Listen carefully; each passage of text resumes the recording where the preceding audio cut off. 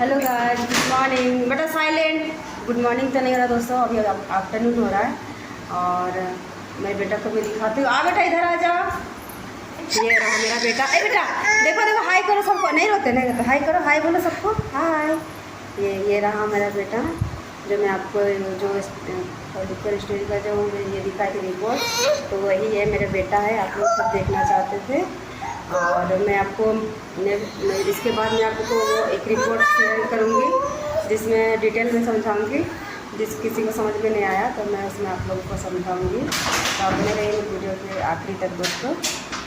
हाँ तो दोस्तों, मैं ये बोल रही थी ना, कभी कभी ऐसा होता है ना, अगर आप में कोई प्रॉब्लम नहीं हो तो भी ना बेबी कंसीव करने में दिक्कत होता है, क्योंकि हमें एग्जैक्टली डेट पता नहीं होता ओव्यूलेशन का। क्योंकि ओव्यूलेशन का डेट अगर पता नहीं हो ना, अगर हम लोग लाख कोशिश करें तो भी कंसीव नहीं होगा दोस्तों। और एग्जैक्टली डेट पता करने के लिए ओव्यूलेशन का फॉलिकुलर स्टडी करवाना ज़रूरी है। फॉलिकुलर स्टडी से ही मुझे पता चला दोस्तों मेरा जो ओव्यूलेशन का डेट। क्योंकि मुझे ओव्यूलेशन का डेट इसलिए पता नहीं चल रहा था कि जो मेरा पीरियड ना इरेगुलर हो गया था दोस्तों।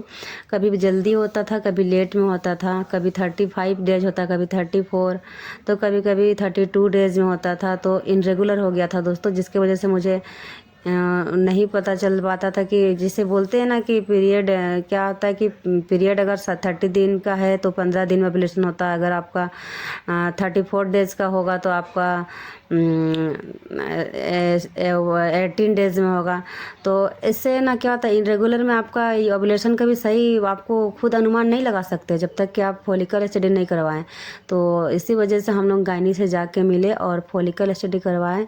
फॉलिकुलर स्टडी से हम लोग को पता चला हमारा एग रप्चर कब हो रहा, जबकि मेरा सब कुछ ठीक था दोस्तों, कोई प्रॉब्लम नहीं था। वहाँ पे गायनी बोली कोई भी प्रॉब्लम नहीं है और मेरा ट्रीटमेंट भी स्टार्ट नहीं की थी, करने वाली थी मेरा जो इरेगुलर है इसके लिए। लेकिन क्या हुआ ना, जो मेरा एग रप्चर जो हुआ ना, वो फॉलिकुलर स्टडी में पहले ही दिख गया। तो मैम बोली कि आज चांसेस है, आप आज ट्राई करना और बेबी कंसीव होने का चांस है। तो हम लोगों ने गायनी के कहने से ट्राई किया और भगवान की कृपा से उसी दिन हम लोग का कंसीव हो गया। फिर मैं बहुत खुश थी और फिर मैम को दिखाई कि मैम ये देखिए मेरा प्रेगनेंसी की डबल लाइन आया है। तो मैम भी बहुत खुश हो गई कि बोली कि अरे वाह, बहुत खुशी की बात है, क्योंकि मैं तुम्हारा ट्रीटमेंट स्टार्ट भी नहीं की थी उससे पहले कंसीव हो गया था। मेरा इरेगुलर का प्रॉब्लम था ना, वो शायद कुछ देने वाली थी मेडिसिन, तो फिर नहीं दी। फिर बहुत खुश हो गए कि चलो तुम्हारा ट्रीटमेंट के पहले ही हो गया, सब कुछ अच्छा हुआ। इसलिए मैं कभी कभी सोचती कि अच्छा हुआ फॉलिकुलर स्टडी करवाई, नहीं तो मुझे कैसे पता चलता मेरा ओव्यूलेशन डेट क्या है। ओव्यूलेशन डेट पता होने के वजह से ही मैं कंसीव कर पाई दोस्तों, नहीं तो मेरा इरेगुलर पीरियड हो गया था। मेरा रेगुलर करने के लिए मुझे ट्रीटमेंट देने वाली थी मैम, लेकिन मेरा जो रप्चर का डेट पता चल गया ना दोस्तों, वो मेरे लिए बहुत अच्छा हुआ। क्योंकि मेरा जो रप्चर हुआ उसी दिन हम लोग ने ट्राई किए और कंसीव हो गया, जो कि मुझे ट्रीटमेंट की ज़रूरत पड़ा ही नहीं दोस्तों। उसके लिए मैं बहुत बहुत धन्यवाद भगवान को और उस गायनी को बोलती हूँ। हाँ तो दोस्तों, आप देख सकते हैं ये मेरा अल्ट्रासाउंड स्कैन रिपोर्ट है दोस्तों, जो कि फॉलिकुलर स्टडी है दोस्तों। फॉलिकुलर स्टडी वो होता है जिसमें हमारे अंडे का साइज चेक किया जाता है और हम अंडे सही से बन रही है या नहीं हमारे ओवरी में, वो चेक किया जाता है।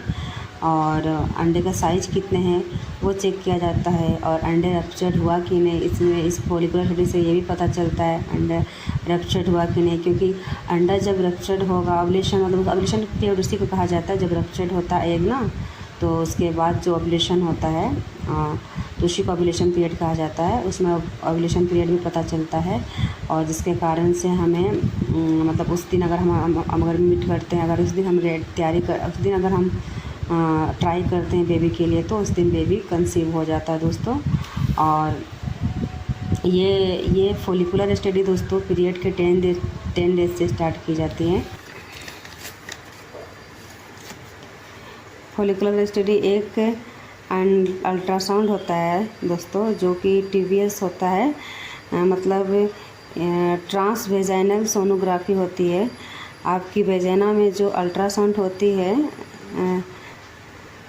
ताकि एक का साइज़ जो है ना बिल्कुल एक्यूरेट साइज़ पता चल जाए। करवा तो इसको हम एब्डोमिनल भी करवा सकते हैं, लेकिन TVS में बिल्कुल अच्छा साइज़ पता चल। ये फॉलिकल स्टडी दोस्तों तब होती है जब हम इनफर्टिलिटी के लिए, प्रेगनेंसी के लिए जो ट्रीटमेंट लेते हैं ना, तब की जाती है। उस दौरान एग की साइज़ देखी जाती है दोस्तों। लेकिन अगर आपको IUI कराना है या नेचुरल भी कंसीव करना है प्रेगनेंसी तो आप करवा सकते हैं। फॉलिकुलर स्टडी होती है, इसमें 3 से 4 अल्ट्रासाउंड किए जाते हैं। इसमें 3 से 4 अल्ट्रासाउंड किए जाते हैं। आपके डेट आने के 12वें दिन और 13वें दिन और 14वें दिन या अल्ट्रासाउंड की जाती है, या तो किसी किसी का 10वें दिन में भी की जाती है दोस्तों। जैसे कि मेरा 10वें दिन से ही शुरू हुआ था, क्योंकि मेरा लास्ट पीरियड जो है दोस्तों वो 25 दिन का साइकिल था, 25 डेज का साइकिल था, इसीलिए मुझे 10 डेज से ही स्टार्ट कर दिया था मेरा जो फॉलिकुलर स्टडी। लेकिन कहीं 11वें दिन से भी कहीं जिसका थोड़ा सा साइकिल लंबा उसका 11वें दिन से भी स्टार्ट की जाती है।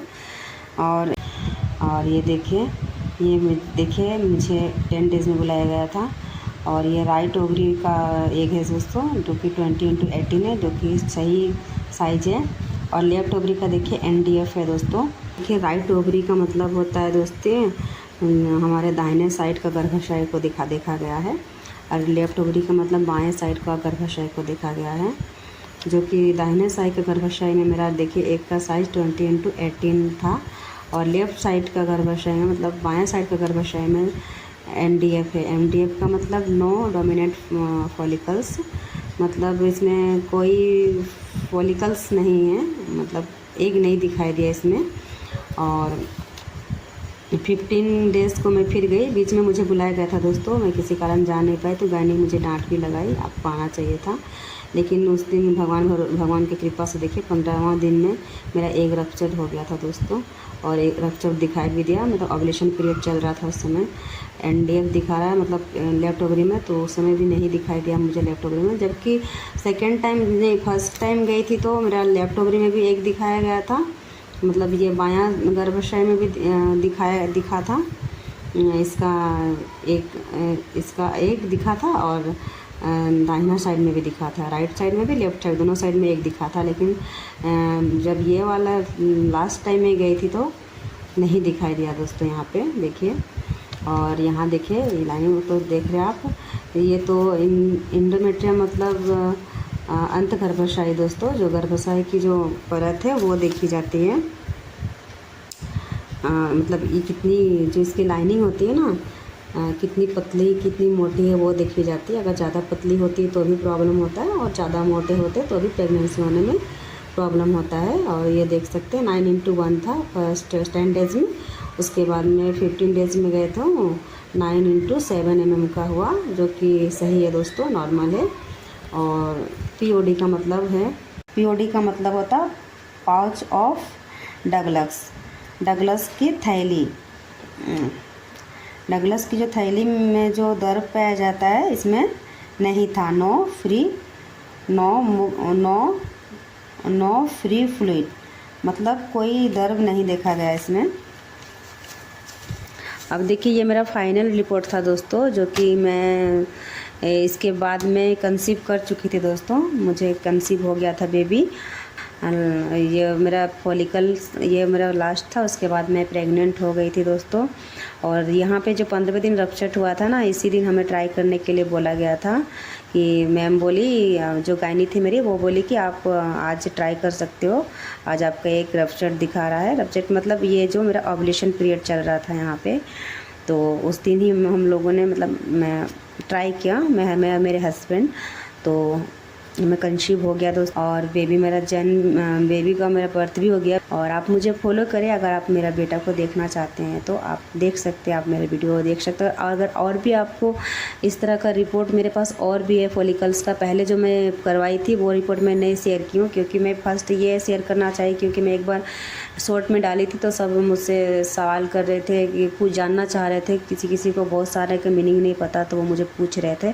तो मुझे लगा शायद मैं एक वीडियो बना दूँ तो सबका जवाब मिल जाएगा, तो इसीलिए मैं ये नेक्स्ट बार मैं फिर से वही रिपोर्ट आप लोगों को शेयर की हूँ। और भी रिपोर्ट मैं शेयर करूँगी, आप कमेंट बॉक्स में बताइएगा अगर आपको जानना है तो दोस्तों। हाँ तो दोस्तों यही थी मेरी फॉलिकल स्टडी का जो रिपोर्ट मैंने दिखाया। और आगे अगर आपको और भी कुछ जानना है दोस्तों तो मुझे कमेंट बॉक्स में बताइएगा, और मुझे फॉलो कीजिएगा। मैं इसी मैटर में वीडियो बनाऊँगी आप लोगों के लिए। और मेरा जितना भी फॉलिकल स्टडी का, जितना भी मेरे फॉलिकुलर स्टडी का रिपोर्ट है, सब मैं आपके साथ शेयर करूँगी। और आप मुझे कमेंट बॉक्स में ज़रूर बताइएगा, ज़रूर मतलब अगर आप जानना चाहते हैं तो मुझे कमेंट बॉक्स में बोलिएगा।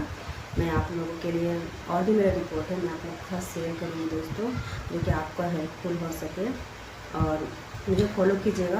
अगर आप मेरे बेटे को देखना चाहते हैं तो आप मेरे वीडियो में देखिएगा। मेरा बेटा अभी 2 साल का होने वाला है दोस्तों।